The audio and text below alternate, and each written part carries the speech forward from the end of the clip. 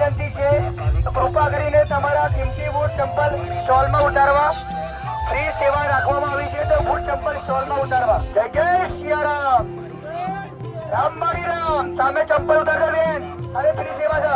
રામબાડી રામ ભાઈ ઉતારજો સામે ફ્રી સેવા કોઈ પૈસા લેવામાં આવતા નથી ફ્રી સેવા રાખી છે